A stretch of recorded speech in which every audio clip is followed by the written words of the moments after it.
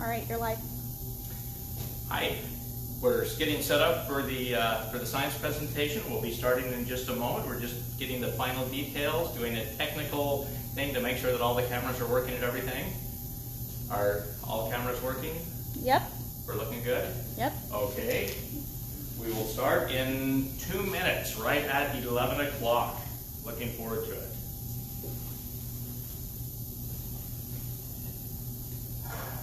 I'm stepping away for just a minute, but we are here.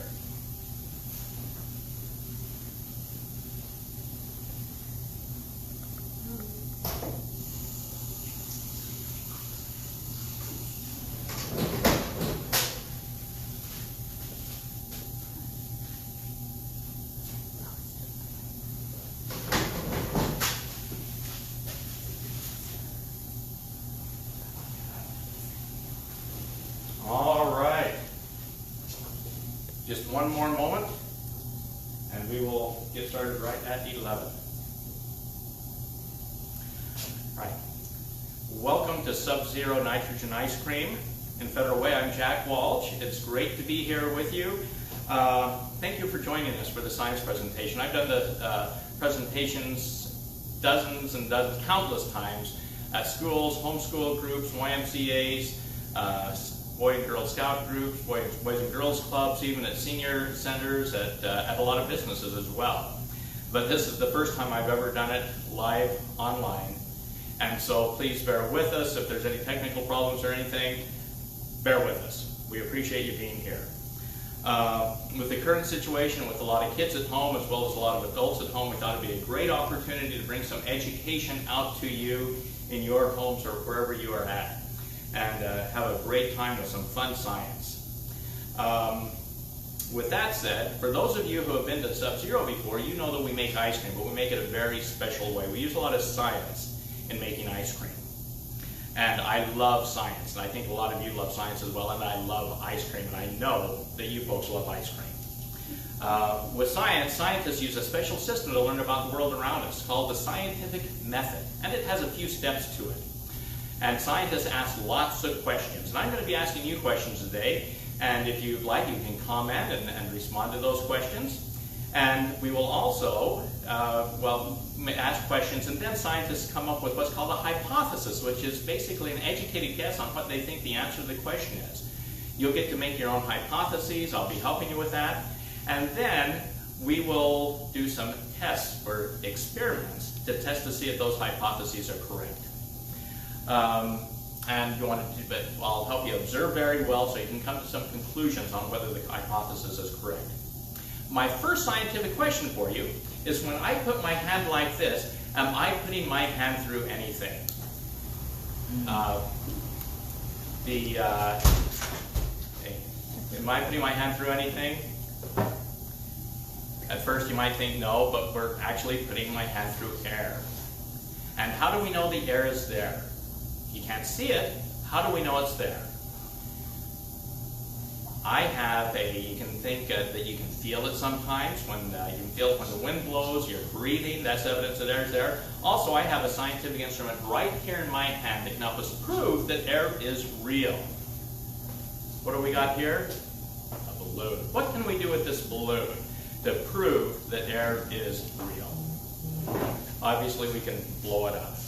Now, normally in the classroom I have somebody blow it up, but right now I already have a blown up balloon. And so this can help to prove that air is real. Now, what is air made out of? Air is made out of a few different things. There's oxygen, that's what we use to breathe. We breathe in oxygen, we breathe out carbon dioxide. Air is 21% oxygen and just a little tiny bit of carbon dioxide. So there's a lot of other things in air. The biggest part of air is nitrogen. 78% of air is nitrogen. 78 plus 21 equals 99. That last 1% is mostly carbon dioxide, a little bit of water, and a little bit of something called argon. And all of these are what state of matter. In fact, let's go back. What are the three classic states of matter? As you know, some things are solid, like this table is solid. A solid has a shape and a size.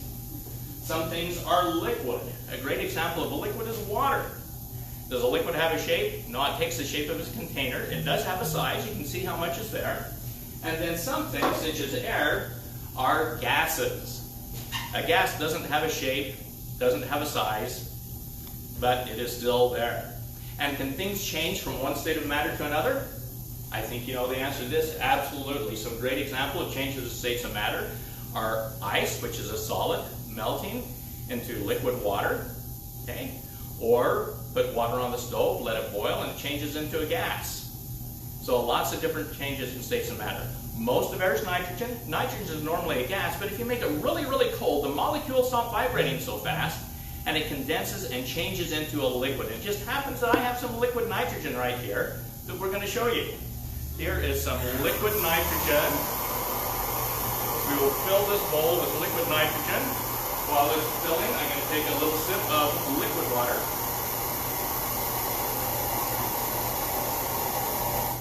All right, and here we have liquid nitrogen. You can see it in there.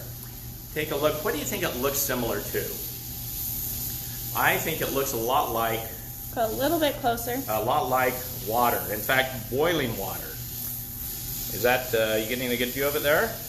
If they look towards the bottom, they can see it. Okay, all right. Looks a lot like boiling water. In fact, water and liquid nitrogen have a lot of things in common. They're both clear, colorless, odorless liquids, but they have some big, big, big differences as well. Water boils at 100 degrees Celsius, 212 degrees Fahrenheit, so it's very, very hot when it boils. Nitrogen boils at 196 degrees below 0 Celsius, 321 degrees below 0 Fahrenheit, minus 321. This stuff is cold. This stuff is the coldest stuff most of you have ever seen in your lives. A lot of you have seen dry ice. Dry ice is really cold. This is more than 100 degrees colder than dry ice. Dry ice is warm compared to liquid nitrogen. This is colder by hundreds of degrees in the coldest part of Antarctica. In fact, hey kids, listen up. This is so cold. To tell you how cold it is, you know when you're in big, big, big trouble with your mom? One of those times she's calling you by your full name, and she gives you that cold, icy look. This is colder than the look she gives you. It is cold. All right, time to make your first hypothesis. Time to make your first hypothesis.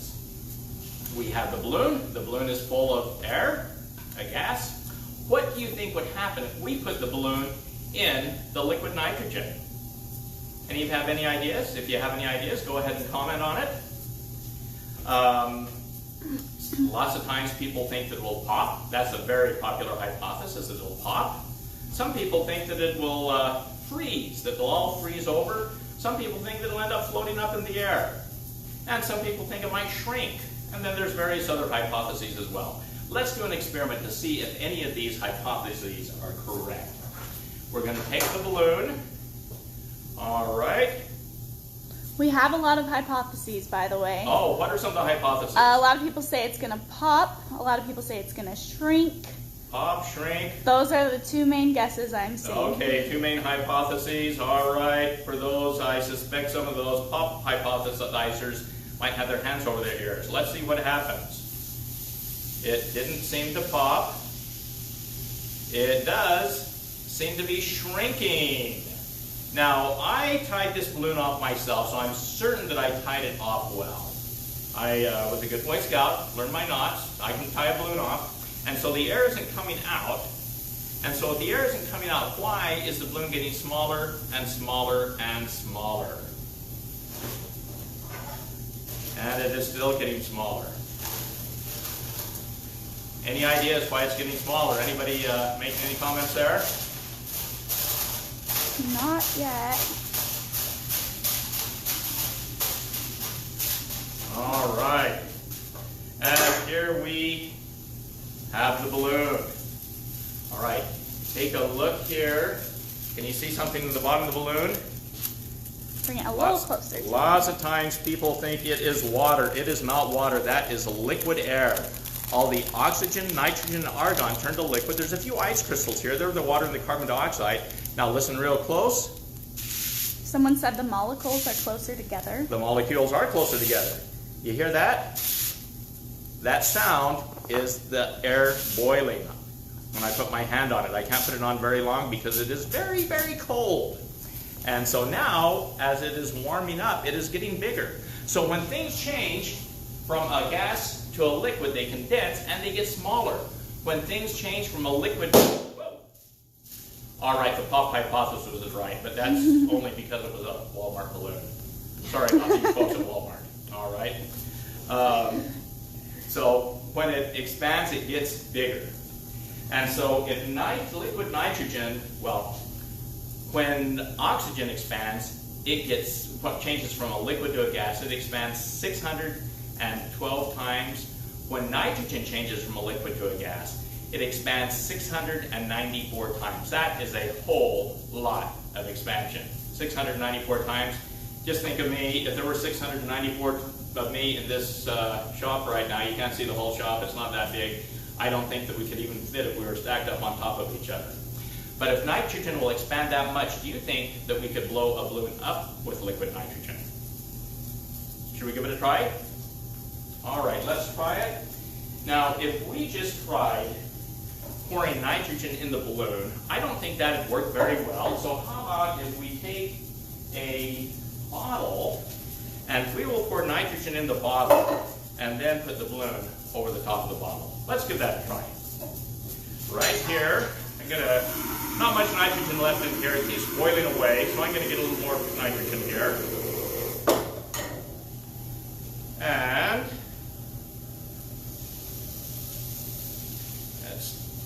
let's pour some nitrogen in the bottle right here. Okay, can you see how much is there? About that much nitrogen. Can you see it boiling? All right, it is bubbling up there, boiling. Let's go ahead and put the balloon on top of the bottle. And we have it here. All right, it's starting to do its thing. I think I have a pretty good seal on there. Let's just set it aside for a minute. And while it's doing its thing, I have a question for all of you.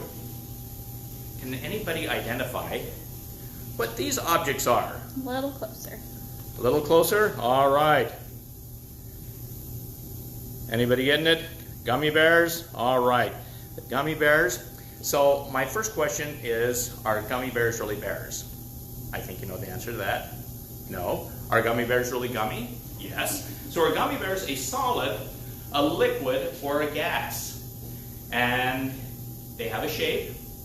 They have a size, so they're a solid. A liquid wouldn't have a shape. But are they very solid? No, they're not very solid.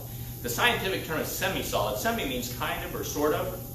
When I'm doing this in the classroom, I generally tell folks that classrooms aren't very quiet. I tell kids that they're probably being semi-quiet when their teacher tells them to be quiet. And I know that when your moms tell you to clean your bedroom, you probably semi-clean it. Can any moms attest to that? So these are semi-solids. Let's see what happens. If we made them hotter, they would turn more liquidy. In fact, if you put some gummy bears in your pocket on a hot, hot summer day, go outside and shoot some hoops, you'd end up with a sticky, sticky pocket. You might get one of those cold, icy looks from your mom. Let's see what happens if we make them colder and put them in liquid nitrogen. Look out behind you, someone's saying. Oh. Watch out. All right, there we have them. They are in the liquid nitrogen. I don't know whether you can hear that or not. If you can hear that, you can hear them bubbling and boiling. So, basically the same thing. If you had some really hot rocks, or had a campfire, put some rocks in that campfire, made them really hot, you could take those rocks, put them in a bucket of water, and make the water boil. And that is exactly what's happening to nitrogen right now. Boy, this balloon has gotten really big, hasn't it? Boy, yeah, it's gotten big. It's kind of leaking out there. Let me hold it tight. Let's see if we can hear the nitrogen in here boil. Listen real close. And the balloon's still getting bigger and bigger. Did you know this kind of balloon could get that big? That is really, really big.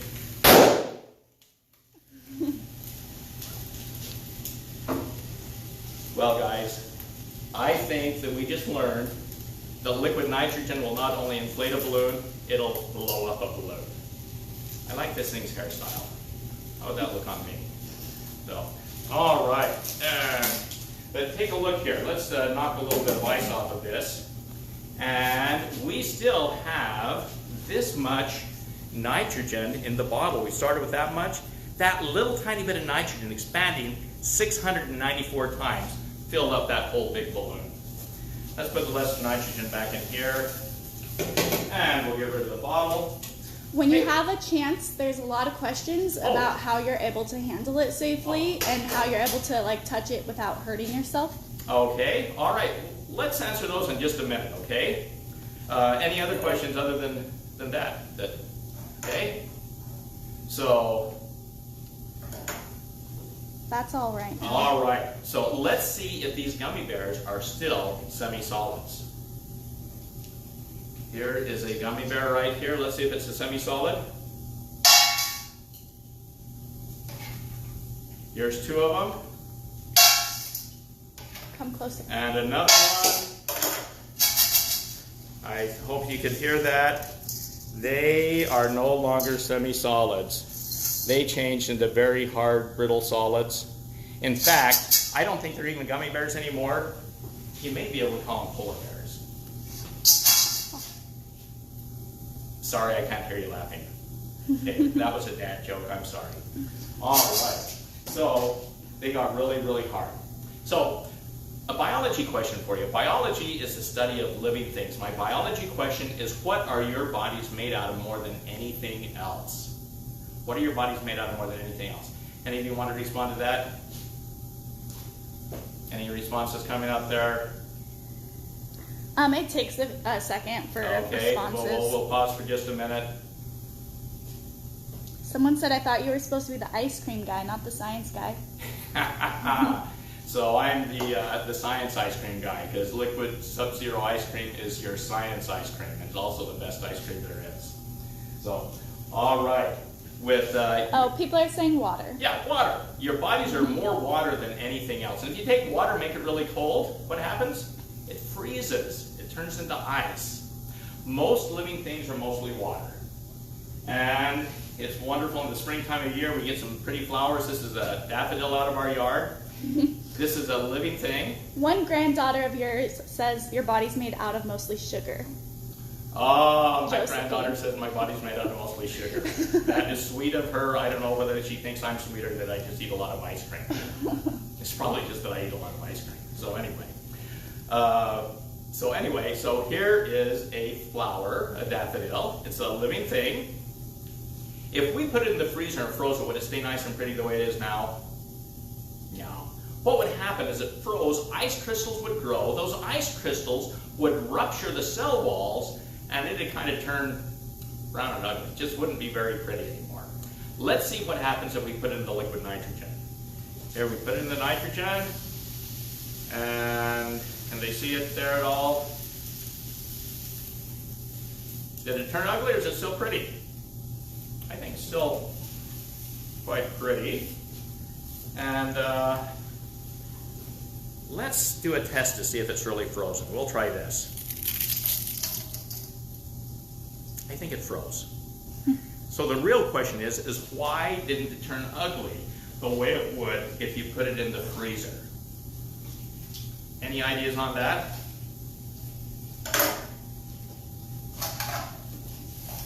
I'll share with you the reason it froze so fast. Ice crystals didn't have time to grow.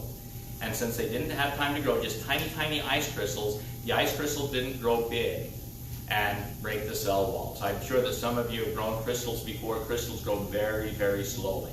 And so those ice crystals need time to grow. All right, let's see here. Hey, let's see. Someone is asking where we're located. Where are we located? We are in Federal Way. Washington. Federal Way, Washington. We are at 31653 Pacific Highway South. We're right next door to Best Buy. We can be kind of hard to find sometime, but if you're facing Best Buy, look to your left and you'll see Sub-Zero nitrogen ice cream. All right. So, I bet a lot of you have worked in the kitchen a little bit before. If you're in the kitchen and if you put a spoonful of water in a frying pan, does the water just sit there, or does it kind of dance all around the pan? It dances around the pan, doesn't it? That is something that's called the Leidenfrost effect. That's your big word of the day, Leidenfrost. The Leidenfrost effect doesn't have anything to do with frost. Leidenfrost was the name of a scientist a few hundred years ago, and Professor Leidenfrost figured out that when a liquid hits the surface way above its boiling point, a layer of the liquid immediately turns to gas. And so that water in the frying pan, the liquid water isn't even touching the pan. It's floating on a layer of water vapor, a layer of gas. So liquid nitrogen boils at 321 degrees below 0 Fahrenheit. The temperature in this in our shop right now is about 70 degrees. 321, negative 321, positive 70, a difference of almost 400 degrees. Let's see what happens if we pour a little bit of liquid nitrogen out on this table. Can you see it there? Can they see it very well? Do you want to point at it a little? I think they can see it. All right. And if I bring it up closer, or is it going out of sight? No. Okay. All right. Okay. There, we can see it bubbling there, and it's not making the table wet. It's just going right across the table. So that is an example of the Leidenfrost effect. So let's get a little more nitrogen in here. Any other questions coming up right now? Nope. All right, so earlier some people were asking about why I can handle it here. And let's make another hypothesis. What do you think would happen, just theoretically, hypothetically, what would happen if I put my hand in the liquid nitrogen? Any of you want to respond to that? Go ahead and comment. What would happen if I put my hand in the liquid nitrogen? Let's get some good hypotheses here.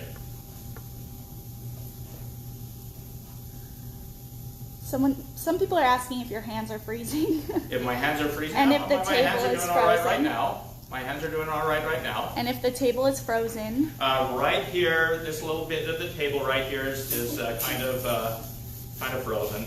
Right there where the pan was sitting, the frost on it. Okay. And if it will break glass, or what it would do to glass. What did it do to glass? Well, glass is already a solid. And so since glass is already solid, it really doesn't have much of an impact on glass when it changes. Okay. They're also wondering if nitrogen is healthy for you. Every breath you take is 78% nitrogen. So nitrogen is the most abundant thing around us. So it's right here all around us. So it's very, very, very safe. The cold can be dangerous. There's things with nitrogen that can be dangerous. When we make the ice cream, all of the nitrogen that we freeze the ice cream with boils right back into the air. So when we are eating the ice cream, we're not eating any nitrogen. It's all gone back up and boiled off. Okay. And then people's hypothesis, most of them say that your hands will freeze, and some people say it will break off just like the flour. So people are saying that if I put my hand in the liquid nitrogen, it'll freeze, and some say that it'll break off. So I think what they're saying is if I put my hand in the nitrogen, I could maybe do a quick amputation. That's kind of scary. Who thinks I should put my hand in the liquid nitrogen? You can send up little hearts or whatever it is if you think I should put my hand in the liquid nitrogen. Put up negative You're getting stuff. a lot of angry faces. Oh, getting angry faces. I think Oh, they don't okay. want you to do it. Okay. Anybody want me to do it? Oh, looks like somebody wanted me. Okay, John right here. We have one live guest. He wants me to do it.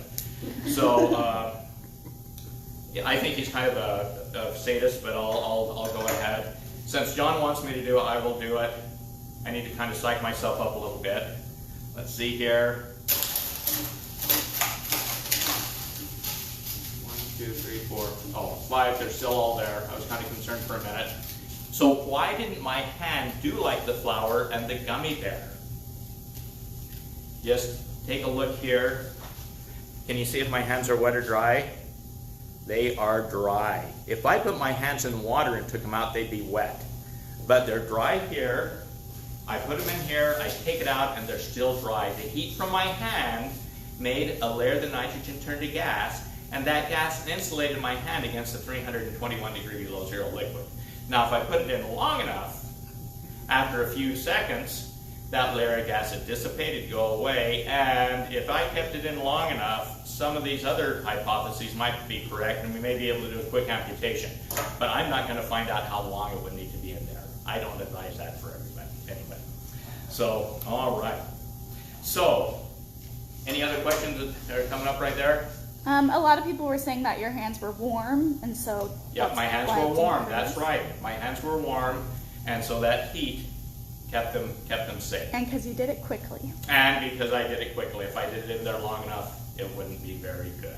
So anyway, all And right. they're pointing out that people should not try this at home.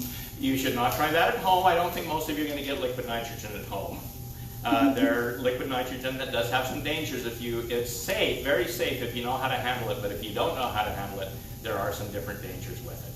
And but here at Sub-Zero, all of us are trained to know how to handle it. All of our staff is trained, and so it's completely safe here. Let's do one last experiment. If you have water, well, we may do another one after that. If you have water and make it really, really cold, what happens to it? It freezes. It turns to ice. If we had a liquid like a mixture of cream and milk and sugar and made it really cold, what do you think would happen to that? I think it would make ice cream. Let's see if we can make some ice cream. I'll take a pan here, and right here I have some ice cream mixture of cream and milk and sugar, and we are going to add, let's have some raspberry ice cream, some raspberry flavor. And a lot of kids here that I bet they would like Nerds. We're going to add some Nerds to it. Mix in. And I forgot the spade. Want to grab me a spade from in back really quick? All right. I remembered almost everything except for what I need to make the ice cream. Do you need a scoop? And yeah, a scoop also. All right. People are asking if they can have some. Hey, after the current situation passes and we're back to normal, I want to grab a ice cream cup as well, and things are back to normal, we would love to have you come in for some Sub-Zero ice cream. So here we have it right here. Can they see it? Scoot a little closer. All right. Yeah. All right. So doesn't look much like ice cream right there, but we will change that. Add a little liquid nitrogen. And in a few seconds, we will have the freshest, smoothest, creamiest ice cream you've ever had in your life.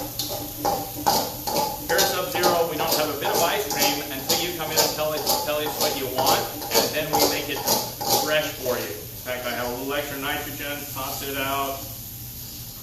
All right. And if people have any dietary restrictions, we can take care of them. We have vegan ice cream. We have sugar-free ice cream. We even have keto-friendly. So, like I say, and here, I got this a little on the cold side. You can even say how hard you want it to be frozen. We can freeze it anywhere from like soft serve to regular hard scoop ice cream to so hard it's crumbling. And this is almost there. All right, and here we have, like I say, fresh, smooth ice cream. And so, anyway, let's do one more, well, we're going to do one more experiment, but we're going to walk outside for it. But first, just to finish up, I want to thank all of you for joining us for the science presentation. I'm thankful that technology allows us to do this.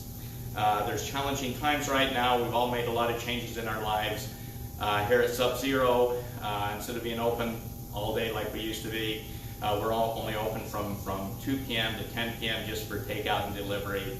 Hopefully things will return there, but all of us have had some big changes. And people are asking about DoorDash. Oh, and DoorDash. We also can do DoorDash, yes. And so it's had impact on my life, on how I get out and talk to people, what I can do, what I can't do, as it has on all of you. Kids are at home. You know, a lot of adults are either working from home or not working at all. It's impacted to me on what I can do. It's impacted how I'm able to conduct my campaign for the state legislature, Washington State Legislature. But hopefully all of us are working together through this difficult time. There's challenging times that brings out the best and the worst in people. And hopefully with all of us in this virtual group today, it's bringing out the best in us. And, you know, and I just encourage everybody to do their part, to be good and to do good. And I want to thank you for that. We are going to go outside for one final experiment. I need to put just a little bit of nitrogen in here. Hopefully it doesn't break up from the light.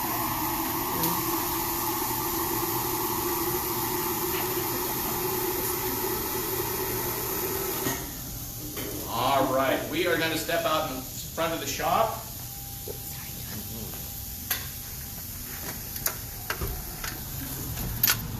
All right, and here we have some liquid nitrogen in that, and we have some warm water right here. Let's see what happens.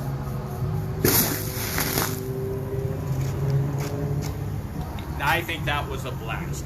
Thank all of you for coming for the science presentation, and we hope to see all of you later. Thank you, and good luck.